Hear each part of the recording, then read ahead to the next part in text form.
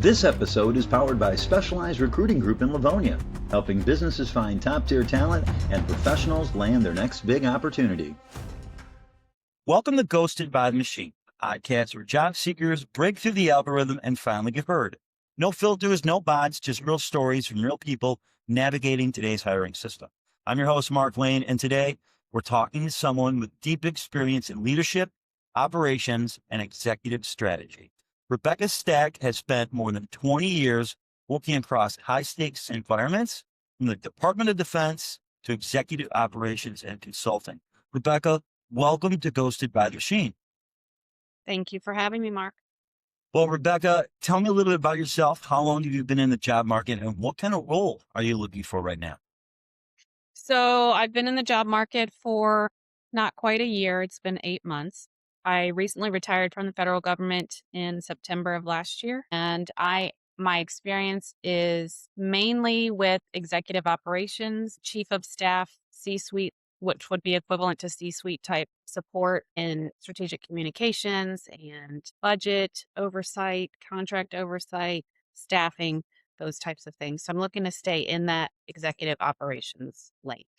How tough has it been the last few months of trying to get in the door, get your resume out there and get in the door to some of these organizations? It has been grueling. It is not for the faint of heart. You have to have thick skin. You have to keep showing up. You have to just hold on that to the thought that something is coming, right? Um, I stopped counting resume submissions at about just under 400. Um, I I have gotten 0 calls, interviews. I've gotten nothing. And so, oddly enough, I'm the kind of person, I am a worst case scenario person. I always have been. And oddly enough, there is a little bit of peace in knowing that I made a decision last year that I needed to make for my mental health. I have second guessed that decision, but still know that that was the right decision. And I know, and I firmly, firmly believe that something is coming for me. It's just not here yet. But it's that waiting and knowing and believing, and then looking at reality saying, I don't have a lot of time, right? Like, and I've just been treating looking for a job as a full-time job. I get up, I put myself together, I get on the computer, I'm networking, meeting people virtually. If there's a silver lining, it's been the amount of support from LinkedIn has been amazing, where people that random strangers, whether it's a note that they'll just say, hey, I'm in the same boat and I understand what you're going through, to, hey, reach out to this person, tell them I sent you. Like, that kind of networking has been amazing. So during this search, has AI helped or has it hurt you? I think it's a double-edged sword, honestly. I am an AI fan as a tool because it simplifies. I love how you can use it to put together workflows, or I've been able to use it to pursue some passions that I've now had the time to work on. But at the same time, I feel like there are some elements when you're searching for a job that require people. There are many elements that require people. Being in the government, I am very familiar with the saying of reduce costs, increase efficiency. If I heard it once, I heard it 50 million times. And I'm all about the efficiency, and you can use AI for that. I don't think AI should be looking at res. I believe that needs to be a human in the workflow there, and not a system, because what we're fighting at this point, and I'm using that term fighting because that's reality, we're fighting a system. And I know that I'm qualified for many of the jobs that I've put in. I know it. But my resume can't get through that system that AI is being used for. And it's saving companies money and manpower. I get it. But it's dehumanizing to feel like I have to compete with a machine. Right. Wow. And your AI is competing with my AI. And it's Right. down the road Right. and it's stuck in that cheese grater and then it spits it Mhm. out 3 months later. Thank you for applying. Right. Exactly. The application process, you'd think it'd be a lot quicker. It's a lot slower. Yeah. I wish I knew what that was like. Because I'm in that, you know, flatline. I got nothing. Right. So, what's your secret skill or superpower that most resumes don't show? So, I had a boss back in 2012. I was working on this team where our sole job was to bring two agencies together to work on building a relationship that had gone, we'll say, sour. And I remember he looked at me one day and he's like, Rebecca, you're a love broker. Like, you have a way of bringing people together, seeing what the problem is, getting the right people in the room, and working towards a solution. Now, I'm a behind the scenes type person. I'm not the one necessarily facilitating, but I'm doing the hallway, walking the hallway, going to talk to people in person, going to talk to people saying, hey, how can we solve this problem, right? Here's the requirement, or here's the problem we're trying to solve. Here's what I think we can do. Would you be willing to do that? And then I go to the other party. It's like working on if you're in counseling with trying to solve a problem with your spouse, right? Like that's, I'm very good at that. And I'm able to get the right people in the room that are the decision makers or delivering a product to the decision makers so that they can see the full picture and be able to say, okay, give them the pros and cons, or I'm not a yes person, right? I will speak up and say, I think this is the wrong direction. But when a leader says, nope, we're going in a certain direction, yes, sir, I will stand and salute and move on to the next. So um, I am very much a people person, and I like to listen to differing opinions and finding the mutual solution where both parties feel, okay, this is a good decision. So, what's one thing you tell recruiters or hiring managers today? I would tell them, if I could talk to them, that I would acknowledge the fact that this job market is something that we have never seen before. Well, it's something that I've never seen before, but what I've been seeing is that this is a job market that we've not been seeing, that we've not seen before. I know their job is difficult. I know that a lot of time I would like to think that, well, not like to think, but I would think a lot of times they're not in the rooms where the decisions are being made and they're being told to say, look, we're going in another direction, or look, this position is being eliminated, right? And they're left with having to tell somebody, hey, we're eliminating this position, or we're not pursuing it, or whatever it is. But then I would say, having understood all of that, I would say, one, I know I'm a fit for the job that you're posting. I know I can take my resume and line it up to a job description and line for line. I can do this and then some.